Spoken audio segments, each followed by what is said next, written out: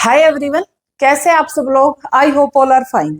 बच्चों, हम लोग एक्सक्रीटरी सिस्टम कर रहे थे, जिसकी क्लास फर्स्ट मैं ले चुकी हूँ। आज क्लास सेकंड है, ठीक है।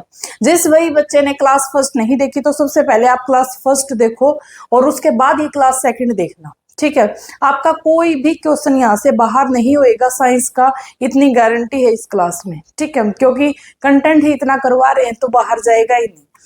और दूसरी बात बच्चों ये है कि जो हमने क्लास फर्स्ट में पढ़ा है, अगर उसको देखे बगैर क्लास सेकंड देखोगे तो बिल्कुल समझ नहीं आएगी, ठीक है।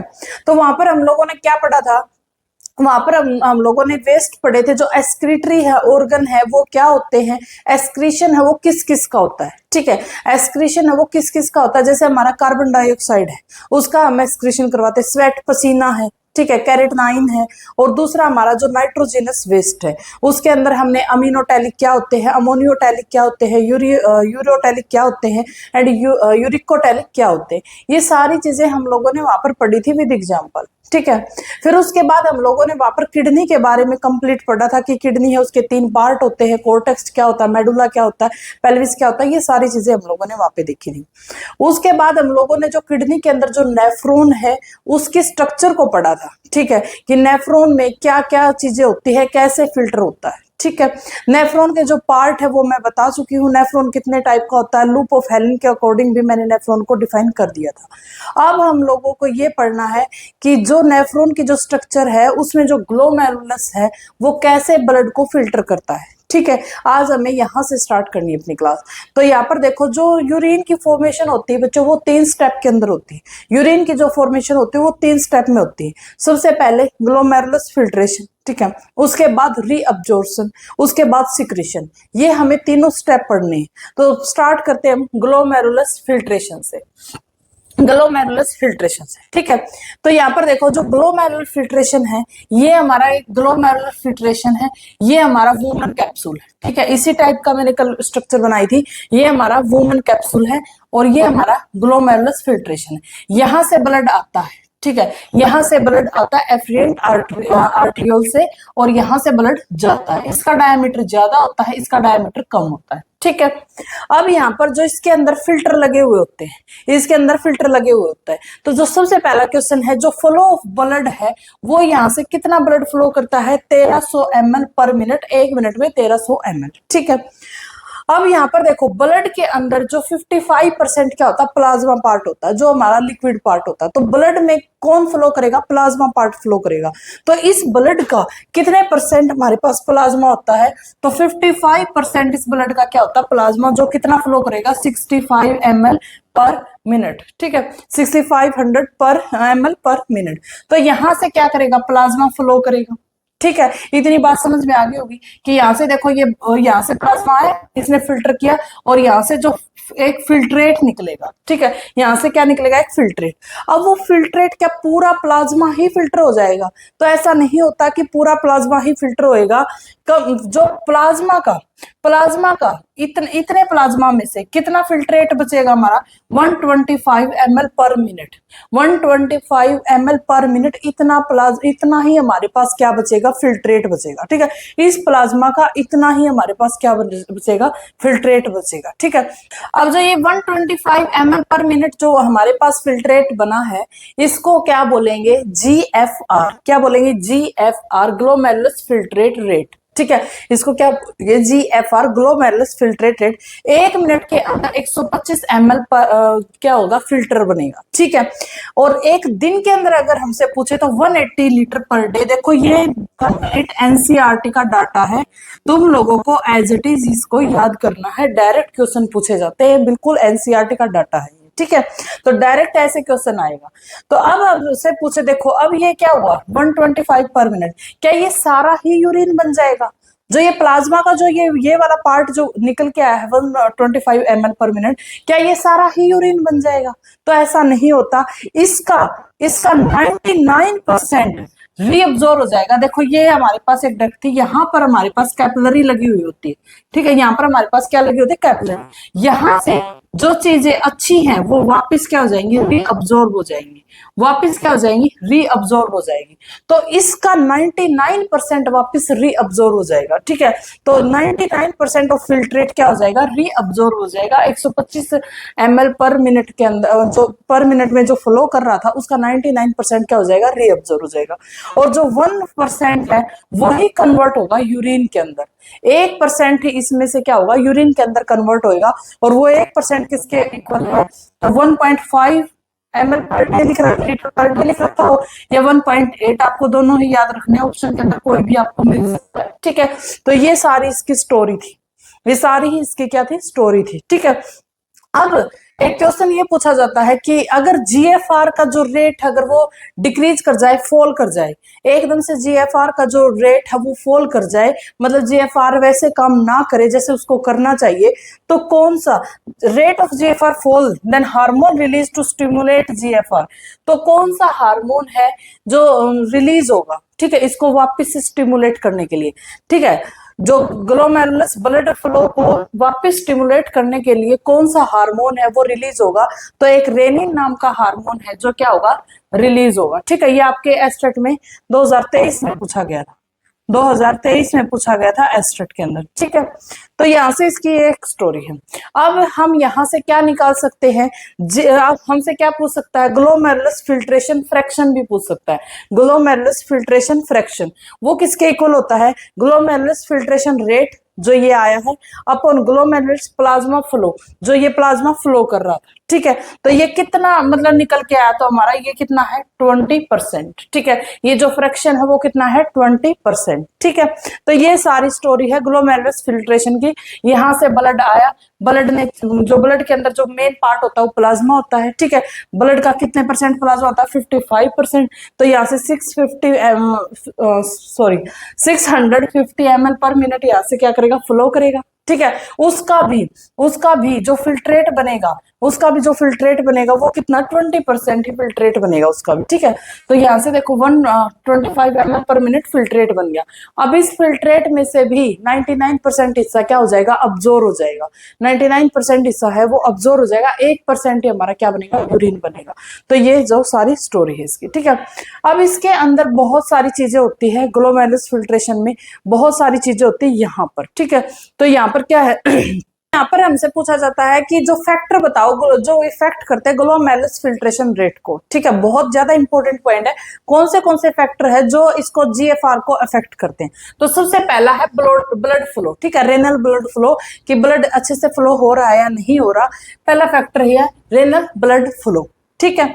दूसरा फैक्टर हमारा glomerulus capillary pressure. Glomerulus capillary pressure, जो यहाँ पे कैपिलरी है ये एक प्रेशर जनरेट करेगी, इसकी वॉल के ऊपर एक प्रेशर जनरेट करेगी। फिल्ट्रेट को बनाने के लिए एक पॉजिटिव प्रेशर है, ठीक है। फिल्ट्रेट को बनाने के लिए क्या है, पॉजिटिव प्रेशर है, जो किसके इक्वल होता है, 55 mmHg के इक्वल, ठीक है। तो ये क्या है, पॉजिटिव प्रेशर है। नेक्स्ट हमारा कोलाइडल ऑस्मोटिक प्रेशर, नेक्स्ट हमारा कोलाइडल ऑस्मोटिक प्रेशर। तो यहाँ पर जो ये जो हमारा ग्लोमेरुलस फिल्ट्रेशन होता है, इसके अंदर कॉर्पस्स होते हैं छोटे छोटे, ठीक है, ऐसे से।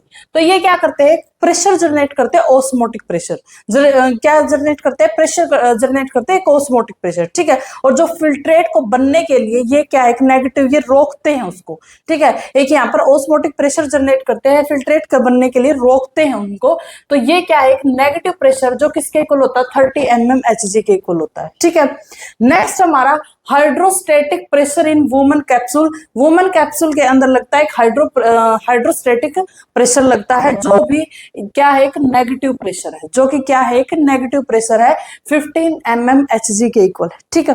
क्वेश्चन क्या पूछा जाएगा कि इनमें से ये बताओ कि पॉजिटिव प्रेशर कौन सा है, इनमें से कौन सा पॉजिटिव प्रेशर है, ठीक है। तो आपको पता होना चाहिए कि ये जो ग्लोमेरुलस कैपिलरी प्रेशर है ये क्या हमारा पॉजिटिव प्रेशर है। पूछा जाएगा इनमें से कौन सा पॉजिटिव नहीं है, तो कैसे भी घुमा के दे सकता है। आपको बिल्कुल याद रखना है, पॉजिटिव प्रेशर है, ये नेगेटिव है, ये नेगेटिव, ठीक है। तो ये चीजें आपको अपने दिमाग में याद रखनी है, ठीक है। नेक्स्ट जो टॉपिक है ट्यूबुलर रीअब्जॉर्प्शन। देखो अब यहाँ से जो फिल्टर बना, यहाँ से देखो ये जो फिल्टर बन रहा है, ये यहाँ से फिल्टर बन रहा है, ठीक है। इसके अंदर भी बहुत अच्छी अच्छी चीजें हैं, इसके अंदर भी बहुत अच्छी चीजें अभी बाकी हैं, ठीक है। तो यहाँ पर कैपिलरीज लगी हुई होती है, ठीक है, कैपिलरीज लगी होती है। तो ये जो सही जो चीजें हैं जो हमारे शरीर को अभी जरूरत है, उसको क्या करवा देगा, वापस से रीअब्जॉर्ब करवा देगा, यहाँ से यहाँ तक भेजना स्टार्ट कर देगा, रीअब्जॉर्ब करवा देगा, ठीक है। तो इसी को क्या बोलते हैं, ट्यूबुलर रीअब्जॉर्प्शन। तो यहाँ पर किस जगह पे किसका रीअब्जॉर्प्शन होता है, हमें ये पढ़ना है। एग्जाम में क्वेश्चन डायरेक्ट आता है किस जगह पे, पीसीटी के अंदर क्या रीअब्जॉर्ब होता है, लूप ऑफ हेलन के अंदर क्या रीअब्जॉर्ब होता है। तो एक अलग अलग जगह है जहां से रीअब्जॉर्प्शन अलग अलग चीजों का होता है, ठीक है। तो हमें ये पढ़ना। अब एक चीज और बता देती हूँ मैं कि यहाँ पर देखो जो ये कैपिलरी है ये लगी हुई होती है, ठीक है। तो यहाँ पर देखो ऐसे लगा हुआ है, ठीक है। तो यहाँ पर अगर कई चीजें ब्लड के अंदर भी वेस्ट रह जाता है तो वो यहाँ से डायरेक्ट इसके अंदर सिक्रीट करवा देता है, ठीक है। डायरेक्ट इसके अंदर क्या करवा देता है, सिक्रीट करवा देता है।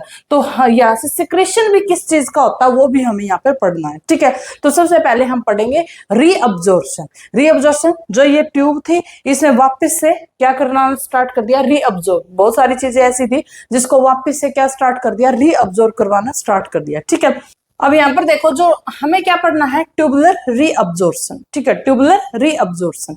अब यहाँ से जो चीजें अब्जॉर्ब हुई है ना, यहाँ से जो चीजें अब्जॉर्ब हुई है वो कहाँ मूव करेंगी, रेनल मेडुला के अंदर। कहाँ मूव करेगी, रेनल मेडुला के अंदर, ठीक है। और रेनल मेडुला के बाद जो वो कहाँ मूव कर जाएंगी, ट्यूबुलर कैपिलरी के अंदर, यहाँ पर कैपिलरीज में आ जाएंगी, ठीक है। ये यहाँ पर कैपिलरीज के अंदर वापस से आ जाएंगे। तो अगर ये पाथ भी तुमसे पूछ सकता है रीअब्जॉर्प्शन का पाथ क्या है, तो जो रीअब्जॉर्ब सब्सटेंस हुए सबसे पहले कहाँ मूव करेंगे, रेनल मेडुला में, और फिर कहाँ पर मूव करेंगे, ट्यूबुलर कैपिलरी के अंदर, ठीक है। अब यहाँ पर देखो साइट ऑफ रीअब्जॉर्प्शन, रीअब्जॉर्प्शन की साइट पढ़नी हमें। सबसे पहले पीसीटी के अंदर क्या रीअब्जॉर्ब हुआ, पीसीटी के अंदर क्या रीअब्जॉर्ब हुआ, तो जो हमारा ग्लूकोज है 100% अब्जॉर्ब हो जाता है, ठीक है। पीसीटी जो कल मैंने फोटो बना के दिखाई थी, एक बार इस फोटो को फिर से देखो, ठीक है, एक बार इस फोटो को फिर से देखो। प्रोक्सिमल कन्वोलेटेड ट्यूबल है ये, ठीक है। तो यहाँ पर देखो जो ग्लूकोज हमारा 100% क्या हो गया, रीअब्जॉर्ब हो गया।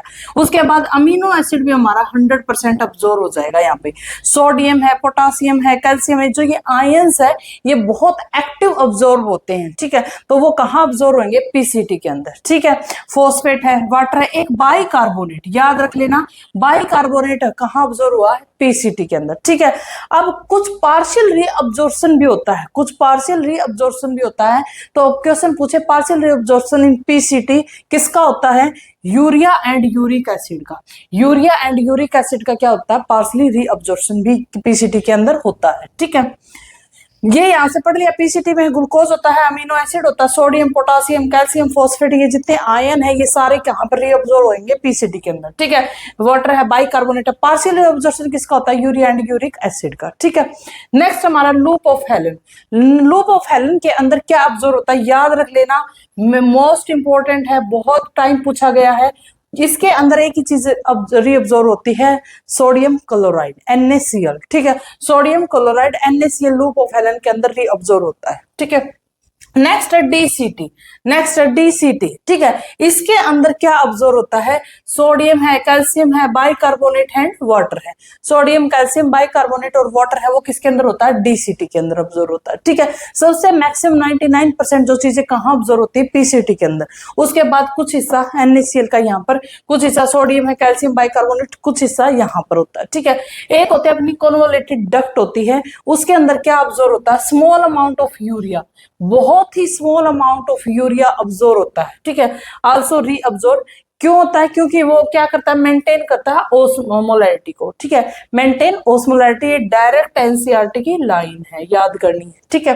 तो जो साइट ऑफ रीअब्जॉर्प्शन है, अगर हमसे पूछे कि मैक्सिमम चीजें अब्जॉर्ब कहाँ होती, पीसीटी, डीसीटी, सीडी, और लूप ऑफ हेलन, ऐसे क्वेश्चन पूछे तो जो मैक्सिमम चीजें ऑब्जर्व होती है वो कहाँ होती है, पीसीटी के अंदर। ठीक है, यहाँ पर सारी चीजें ऑब्जर्व होती है। पार्शियल रीअब्जॉर्प्शन पीसीटी के अंदर किसका होता है, यूरिया एंड यूरिक एसिड का। लूप ऑफ हेलन के अंदर क्या रीअब्जॉर्ब होता है, NaCl। ठीक है, डीसीटी में sodium calcium bicarbonate and water. ठीक है, और सीडी में क्या आता है, स्मॉल अमाउंट ऑफ यूरिया।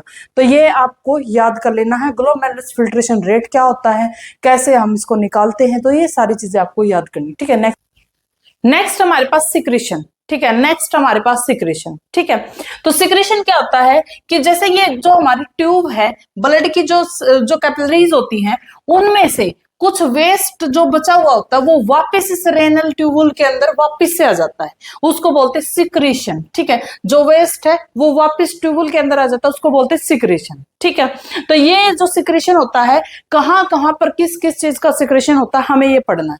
तो सबसे पहला जो हमारा पीसीटी के अंदर किस चीज का सिक्रीशन होता है, मोस्ट इंपॉर्टेंट क्वेश्चन बनते हैं यहाँ से। पीसीटी के अंदर potassium, ammonia, H positive ion, bile salt, oxalate, drugs and toxin, इन सब का क्या होता है, सिक्रीशन होता है। इन सब का क्या होता है, सिक्रीशन होता है। पोटासियम का, अमोनिया का, H पॉजिटिव का, बाइल सॉल्ट का, ऑक्सलेट का, ड्रग्स और टॉक्सिन का जो सिक्रीशन होता है, जो ये चीजें जो ब्लड के अंदर रह जाती है, ये वापस रेनल ट्यूबुल के अंदर डालते हैं। ठीक है, तो वो पीसीटी के अंदर कौन सी चीजें वापस सिक्रीट होती है, potassium, ammonia, H positive, bile salt, oxalate, drugs and toxin. ठीक है, सेकंड जो लूप ऑफ हेलन है, उसके अंदर किस चीज का सिक्रीशन होता है, जो हमारा इस ऐसा करके जो लूप ऑफ हेलेनी है उसके अंदर किसका सिक्रीशन होता है। तो देखो ये दो टाइप का होता है, एक होता है असेंडिंग लूप, एक तो होता है डिसेंडिंग लूप, और एक होता है असेंडिंग लूप। ठीक है, तो जो डिसेंडिंग लूप, जो डिसेंडिंग लिम्ब है, उसके अंदर, डिसेंडिंग लिम्ब के अंदर किसी चीज का सिक्रीशन नहीं होता। क्वेश्चन पूछा जाता है कि डिसेंडिंग लिम्ब के अंदर सिक्रीशन होता है या नहीं होता, यस या नो, तो नहीं होता बिल्कुल। ठीक है, असेंडिंग के अंदर यूरिया का सिक्रीशन होता है। असेंडिंग के अंदर किसका सिक्रीशन होता है, यूरिया का सिक्रीशन होता है। ठीक है, नेक्स्ट हमारे पास डीसीटी। नेक्स्ट हमारे पास डीसीटी, इसके अंदर पोटासियम का सिक्रीशन होता है, H पॉजिटिव आयन का सिक्रीशन होता है, NH3 का सिक्रीशन होता है। ठीक है, पोटासियम, H पॉजिटिव आयन और NH3, ये सारी चीजें याद कर लो। ये चार्ट तुम्हें इसी से समझ में आएगा कि किसका सिक्रीशन होता है, किसका अब्जॉर्प्शन में समझा चुकी। ठीक है, सिक्रीशन किस चीज का होता है। कलेक्टिंग डक्ट के अंदर पोटासियम का और H पॉजिटिव आयन का क्या होता है, सिक्रीशन होता है। H पॉजिटिव आयन का और पोटासियम का क्या होता है, सिक्रीशन होता है। ठीक है, तो ये जो हमारे पास क्या है, सिक्रीशन है। ठीक है, पीसीटी के potassium, ammonia, H positive, bile salt, oxalate, drugs, toxin. Loop of Helen descending के अंदर किसी चीज का सिक्रीशन नहीं होता।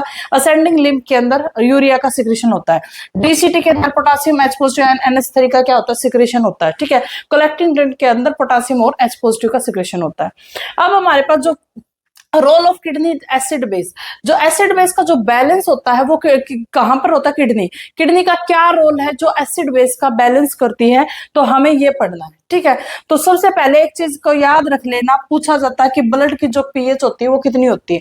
जो ब्लड की पीएच होती है 7.42, एनसीईआरटी ने यही लिखी है, हमें यही याद करनी है। जो ब्लड की पीएच होती है वो 7.42 है। ठीक है, अगर इससे ऊपर पीएच क्रॉस कर जाती है ब्लड की तो आदमी मर जाता है। ठीक है, मरने का पूरा खतरा हो जाता है, मर जाता है आदमी।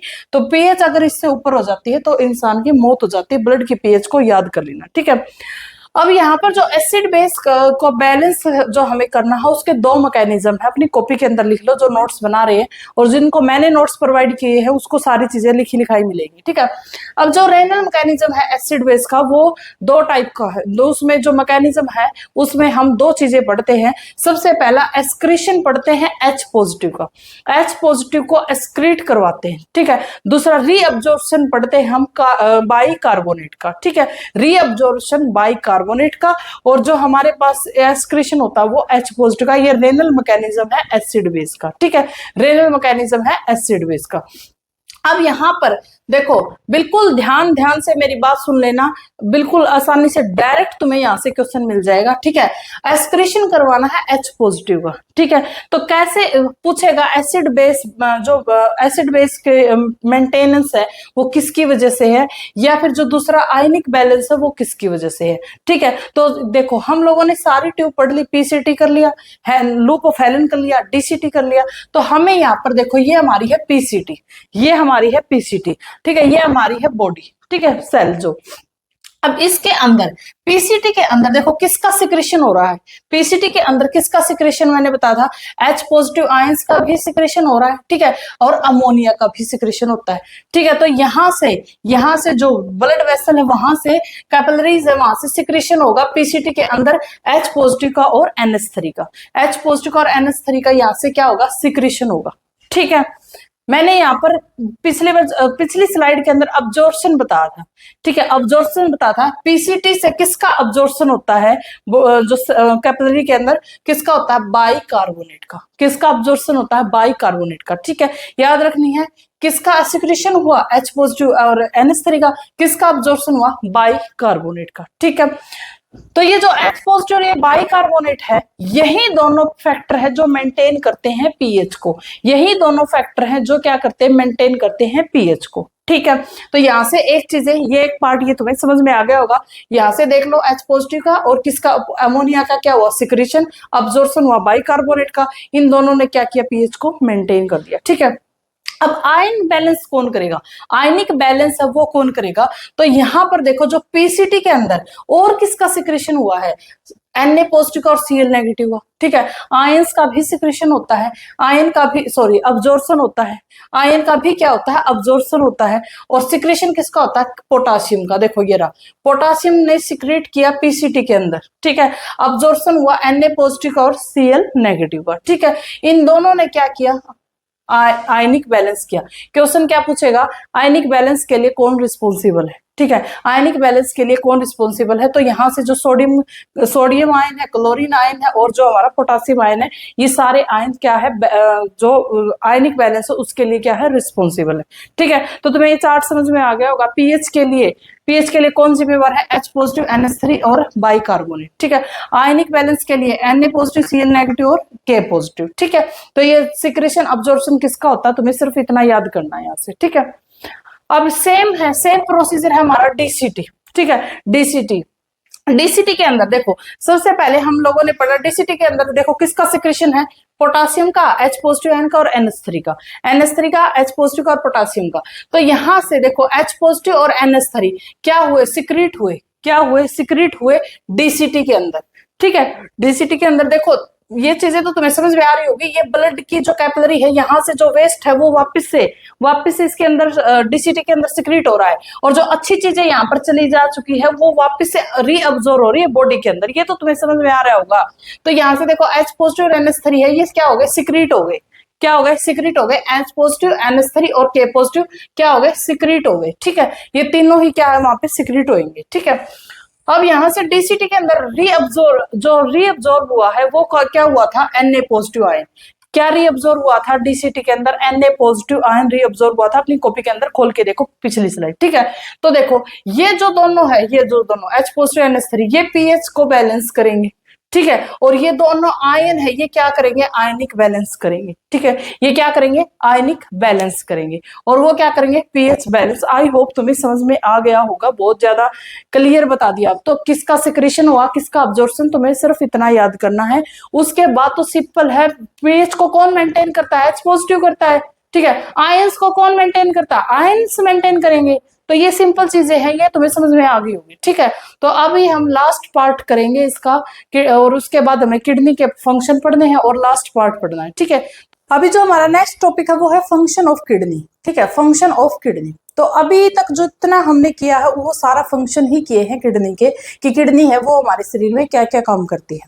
तो जो सबसे पहला वेस्ट मटेरियल को बाहर निकालता है, ठीक है, बैलेंस करता है, जो वाटर इलेक्ट्रोलाइट है उसको क्या करता है, बैलेंस करता है, ठीक है, एसिड बेस के पीएच को मेंटेन करता है, सिक्रीट करता है रेनिन हार्मोन को, ठीक है, और जो पीएच है उसको रेगुलेट करता है, ब्लड प्रेशर को रेगुलेट करता है। तो ये सारी चीजें हमारी क्या है, फंक्शन है किडनी के, ठीक है, ये सारे क्या है, फंक्शन है किडनी के। अब क्या हो जाता है, कई बार ये फंक्शन गड़बड़ा जाते हैं, तो वो चीजें हमें पढ़नी है कि regulation of kidney function, regulate करेंगे, कैसे रेगुलेट करेंगे, अगर चीजें गड़बड़ा जाएंगी तो उसको रेगुलेट कैसे करेंगे, ठीक है। तो यहाँ पे स्टार्ट कर लेते हैं। अगर किसी का भी ब्लड का जो वॉल्यूम है अचानक से गिर जाए, किसी का ब्लड का वॉल्यूम है वो अचानक से गिर जाए, तो या फिर ब्लड प्रेशर लो हो जाए, ब्लड फ्लूइड लो हो जाए, तो ऑस्मोलैरिटी क्या हो जाएगी, बढ़ जाएगी। ऑस्मोलैरिटी क्या हो जाएगी, बढ़ जाएगी, यानी कि इलेक्ट्रोलाइट है वो क्या हो जाएंगे, बहुत ज्यादा हो जाएंगे। इनसे अगर ऑस्मोलैरिटी अराउंड 300 इससे ऊपर चली गई तो इसमें क्या होगा, इसके बाद हाइपोथैलेमस हो जाएगा। हाइपोथैलेमस होगा, उसमें हाइपोथैलेमस में एक हार्मोन रिलीज होता है एडीएच। हाइपोथैलेमस में एक हार्मोन रिलीज होता है एडीएच, ठीक है। ग्लैंड चैप्टर में मैं इसको करवा चुकी। इसी को क्या बोलते हैं, वैसोप्रेशन भी बोलते हैं, एडीएच रिलीज हो, ठीक है। अब ये क्या करेगा एडीएच, तो तुम लोगों को सिर्फ ये 2 पॉइंट याद रखनी है, पेपर के पॉइंट ऑफ व्यू से ये 2 पॉइंट है वो इंपॉर्टेंट है। ये सारी चीजें गड़बड़ाने के बाद हमारा एडीएच हार्मोन है वो रिलीज हो जाएगा, ठीक है। वो क्या करेगा, अब्जॉर्प्शन करवाएगा वाटर की, कहां से, डीसीटी एंड कलेक्टिंग डक्ट से। क्वेश्चन आएगा कि एडीएच है वो वाटर के अब्जॉर्प्शन करवाता है कहां से, पीसीटी से, लूप ऑफ हेलन से, डीसीटी से, ठीक है। तो यहां से जो वाटर के अब्जॉर्प्शन कहां से, डीसीटी और कलेक्टिंग डक्ट, ये दोनों नाम याद कर लेना, ठीक है। तो यहां से क्वेश्चन क्या बनेगा कि अब्जॉर्प्शन होगा, वाटर का अब्जॉर्प्शन करवाएगा ये, क्योंकि ये चीजें हैं ये रेगुलेट नहीं है तो वाटर की कमी है। अगर जैसे ही वाटर इसको मिला तो ये सारी चीजें क्या हो जाएगी, बैलेंस हो जाएगी। तो वो वाटर की जो अब्जॉर्प्शन कहां से होती है, डीसीटी से और सीडी से, ठीक है। और ये दूसरा ये काम क्या करेगा, जो अपना जीएफआर है, ग्लोमेरुलस फिल्ट्रेशन रेट, उसको भी क्या कर देगा, बढ़ा देगा, उसको भी क्या कर देगा, बढ़ा देगा, ठीक है। तो ये 2 काम यहाँ पे करेगा, ठीक है। तो ये पॉइंट है, आपको ये अच्छे से याद रखना कि एडीएच है वो क्या क्या करेगा यहाँ पे, ठीक है। अब एक क्वेश्चन ये पूछा जाता कि जो किडनी फेल हो जाए तो सबसे बेस्ट मेथड क्या होता है, किडनी अगर फेल हो जाए तो सबसे बेस्ट मेथड होता है किडनी ट्रांसप्लांटेशन, ठीक है। किडनी का ट्रांसप्लांटेशन सबसे बेस्ट मेथड होता है, ठीक है। दूसरा रेनल कैल्कुलाई, ये क्या होता है, रेनल कैल्कुलाई ये होता है किडनी स्टोन। ये क्या है, किडनी स्टोन। अब क्वेश्चन मोस्ट इंपॉर्टेंट बनता है, किडनी स्टोन के लिए कौन रिस्पॉन्सिबल है, या किडनी स्टोन किससे होता है, तो लिख लेना कॉपी के अंदर, ऑक्सलेट, ठीक है। ऑक्सलेट ये रिस्पॉन्सिबल है किसके लिए, किडनी स्टोन के लिए, ठीक है। ऑक्सलेट है रिस्पॉन्सिबल है किडनी स्टोन के लिए। तो ये सारी चीजें यहाँ पे लिख लेना, ठीक है। नेक्स्ट हमारे पास यूरेटस, एक बार यूरेटस को देखो क्या होता है। तुम लोगों को क्या दिख रहा है, ट्यूब लाइक स्ट्रक्चर दिख रही है, ठीक है। क्या दिख रही है, ट्यूब लाइक स्ट्रक्चर दिख रही है, ठीक है। ये क्या करता है, यूरिन कैरी करता है किडनी से यूरिनरी ब्लैडर, मतलब कैरी करता है यूरिन कहां से कहां तक, किडनी से लेके आएगा और कहां पर छोड़ देगा, यूरिनरी ब्लैडर के अंदर छोड़ देगा। ये एक ट्यूब लाइक स्ट्रक्चर होती है, ठीक है। अब ये 3 लेयर होती है इसमें, इसकी जो लेयर होती है वो 3 लेयर होती है। सबसे पहली इनर म्यूकोसा लेयर, ठीक है। बीच वाली क्या होती है, मिडल मस्कुलर लेयर, और थर्ड क्या होती है, आउटर फाइब्रस लेयर, ठीक है। थर्ड क्या होती है, आउटर फाइब्रस लेयर। इसी को एडवेंटिया लेयर भी बोलते हैं, ठीक है। ये 3 लेयर का बना होता है, ट्यूब लाइक स्ट्रक्चर होती है, यूरिन को जो पास करवाने का काम करता है, ठीक है। इसका इतना ही रोल है। नेक्स्ट हमारे पास यूरिनरी ब्लैडर, ये क्या है, इन्वर्टेड पेयर शेप स्ट्रक्चर होती है। एक बार इसको देख लो, यूरिनरी ब्लैडर को, ये स्टोर करता है यूरिन को। ये क्या करता है, स्टोर करता है यूरिन को, एक्ट्स एज ए कलेक्टर की जगह कलेक्ट करता है यूरिन को, ठीक है। तो ये क्या, लाई इन पेल्विक कैविटी, ये क्वेश्चन याद रखना, ये कहाँ लाई करता है, पेल्विक कैविटी के अंदर, ठीक है। 4 लेयर्स, जिसकी जो लेयर होती है 4 टाइप की लेयर होती है। सबसे outer serosa layer, muscular layer, sub mucous layer and mucous layer, ठीक है। 4 लेयर होती है इसके पास, outer serosa layer, muscular layer, sub mucous layer and mucous layer, ठीक है। नेक्स्ट हमारे पास यूरेथ्रा, जहां से हम यूरिन को पास करते हैं। Urine pass from bladder to outside urine pass हो जाता है, ब्लैडर से आउटसाइड यूरिन पास हो जाता है। Different from male and female, ये तुमको पता ही है, मेल और फीमेल में क्या होता है, डिफरेंट होता है, ठीक है। तो ये ऑल अबाउट हमारा एक्सक्रीटरी सिस्टम था। आई होप आपको पसंद आ गया होगा। इतना डीप, इससे डीप तो तुमसे नहीं पूछेगा, जितना मैंने करवा दिया। शायद मुझे नहीं लगता कि इससे डीप तुमसे क्वेश्चन पूछा जाएगा। इससे डीप तो फिर नीट या फिर आगे ही मतलब पेपर बनते हैं जो इनसे डीप पूछा जाता है, ठीक है। टीजीटी साइंस के लिए इससे डीप नहीं पूछेगा, ठीक है। तो सेशन पसंद आया तो लाइक शेयर सब्सक्राइब कर देना, चैनल को शेयर कर देना, और अब मिलते हैं नेक्स्ट वीडियो में। Thank you so much.